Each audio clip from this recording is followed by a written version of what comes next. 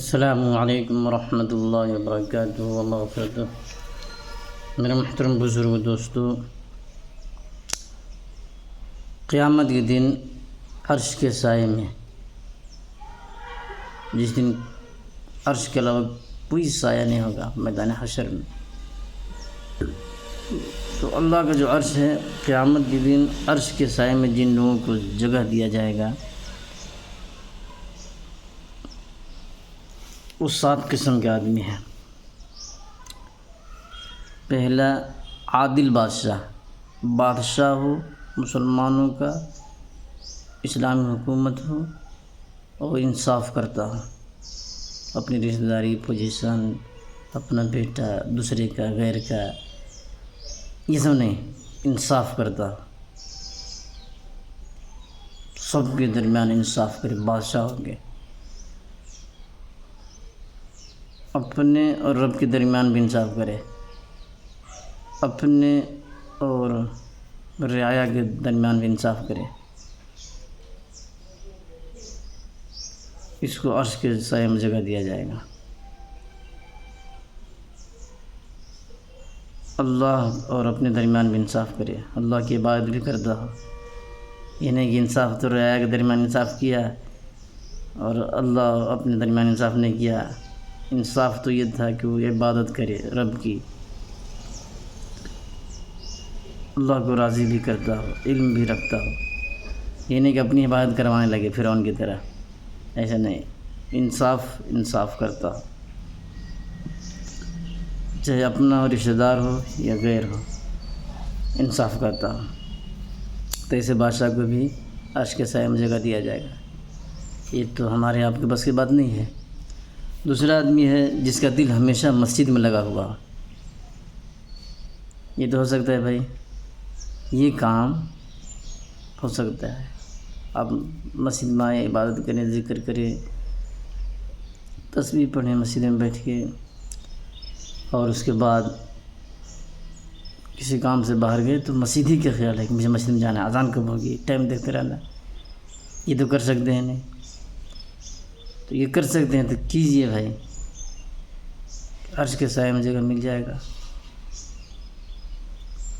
اور تیسرا ہے، اللہ ہی کے لیے جڑتا ہو، اللہ ہی کے لیے جدا ہوتا ہو، یعنی اللہ کی محبت کی وجہ سے جتنے آدمی بھی اللہ کو ماننے والے ہیں، اللہ سے محبت کرنے والے ہیں، اللہ کے حکم پر چلنے والے ہیں، سب سے محبت کرتا ہو۔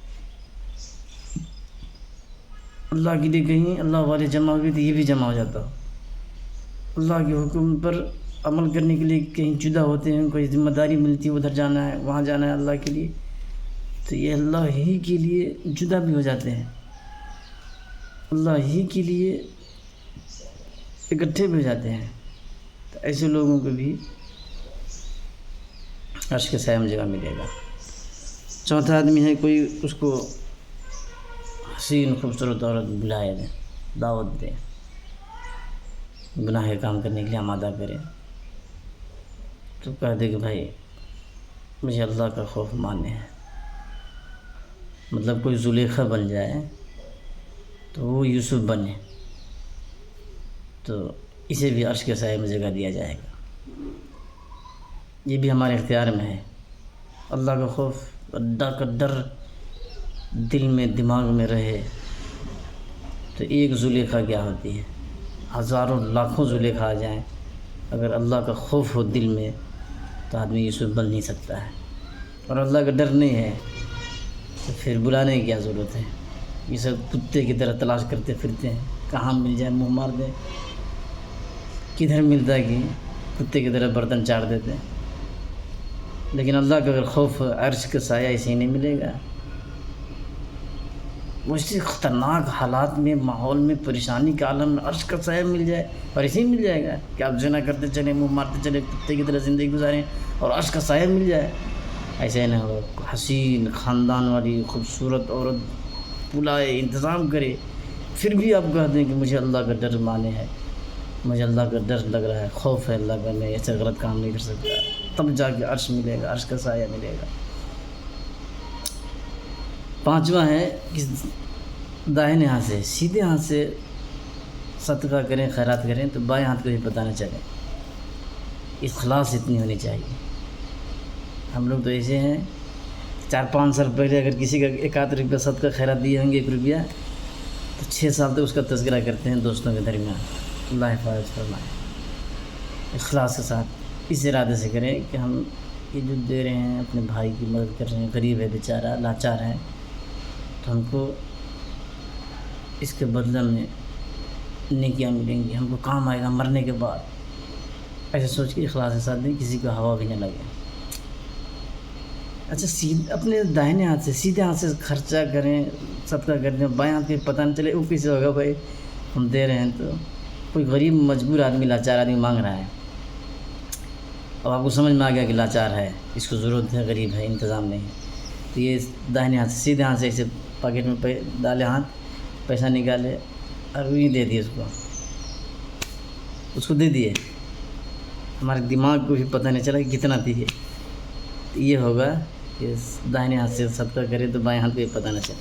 اس کو گن کے دیکھ کے دیں گے تو دماغ بائیں ہاتھ کو کیا، دماغ کو سارے لوگوں کو دیکھنے والوں کو بھی پتہ چل جائے گا. اس لیے اخلاص کے ساتھ دائیں ہاتھ سے پیسہ نکالیں، یہ دے دے اسے. چھٹا ہے اللہ کے خوف سے تنہائی میں رونے والا. درجہ عذاب سے، اللہ کے خوف سے، اللہ کا قیامت میں جہنم میں ڈالے گا، ایسی چیزوں کو سوچ کے ڈرے، روئے تنہائی میں اکیلے میں اللہ کے خوف سے. ایسا روئے کہ آنکھوں سے آنسو جاری ہو، اللہ سے معافی مانگ رہا ہو، توبہ کر رہا ہو. ایسا رونا ہے. 7واں ہے وہ جوان جس کی جوانی عبادت میں گزرے. فارسی کا شعر ہے، در جوانی توبہ کردن شیوہ پیغمبری. کہ جوانی میں توبہ کرنا، استغفار کرنا، اللہ کی عبادت کرنا، رونا اللہ کے سامنے، یہ پیغمبروں کا سیوا ہے، پیغمبروں کی عادت ہے. بڑھاپے میں تو شیر بھی بزرگ بنتا ہے. اب یہ جو کام ہے نہیں، جوانی میں اللہ کی عبادت کرنا، یہ بہت بھاری کام ہے. آج کل کے جوانوں کو ہم دیکھ رہے ہیں، سب 9% آدمی جوانی کی حالت میں عبادت سے دور ہیں، عبادت کرتے ہی نہیں ہیں، مسجدوں سے دور ہیں. حالانکہ اس کو بھی عرش کے سائے میں جگہ دیا جائے گا جس کی جوانی عبادت میں گزر جائے. جوانی کی حالت میں اللہ بھی فرشتوں کے سامنے فخر کرتا ہے کہ دیکھو یہ جوان ہے، ہٹا کرتا ہے، کوئی پریشانی نہیں، کوئی تکلیف نہیں، کوئی بیماری نہیں، کچھ بھی پرابلم نہیں ہے. چاہتا تو یہ زنا کرتے پھرتا، چاہتا تو یہ شراب خانے میں پڑا رہتا، چاہتا تو یہ عیش کرتے رہتا، لیکن دیکھو میرے ڈر کے خوف سے، میرے عذاب سے ڈر کے جوانی میں عبادت کر رہا ہے. تو جوانی جس کی 15 سال 14 سال میں لڑکا جوان ہوتا ہے، وہاں سے لے کے سیدھا ایک 60 سال ہوتے تک عبادت میں گزارے ہو، ہر فرض نماز، واجبات، سنت کو ادا کیا ہو مکمل طریقے سے. جوانی میں ہی کرے گا، بڑھاپے میں کیا کرے گا؟ بڑھاپے میں تو سیدھے سے پاؤں چلتے نہیں، آنکھیں دکھتے نہیں، کدھر وضو بنائے کدھر نہیں. جوانی میں عبادت کا شوق ہو، اللہ کی عبادت کرتا، سارے فرائض کو، واجبات کو، سنت مؤکدہ، سنت غیر مؤکدہ جتنا بھی ہے سب انجام دیتا ہوں. ایسا ہے تو اس کو بھی عرش کے سائے میں جگہ دے دیا جائے گا. تو مزاج اگر بن جائے کہ ہم کو عرش کے سائے میں جگہ چاہیے تو کام جتنے بھی عمل ہیں سب کرنا آسان ہو جائے گا. اور اگر آپ کو فکر ہی نہیں ہے، قیامت کی ہولناکیوں کا اندازہ ہی نہیں ہے، قیامت کے خطرناک گھڑی کا احساس ہی نہیں ہے، تو پھر آپ کے لیے ایک فرض نماز پڑھنا بھی مشکل ہو جائے گا. اس لیے مرنے کے بعد والی جو زندگی ہے، جہاں پہ آپ کو عرش کے سایہ میں جگہ چاہیے، اس کی تیاری کرنے کے لیے خصوصاً خاص طور سے نوجوان نسل کو کہہ رہا ہوں کہ جوانی میں عبادت کریں، اپنی جوانی کو عبادت میں گزاریں. اللہ تعالیٰ ہم سب کو سمجھنے کی، عمل کرنے کی توفیق عطا فرما دے. آمین.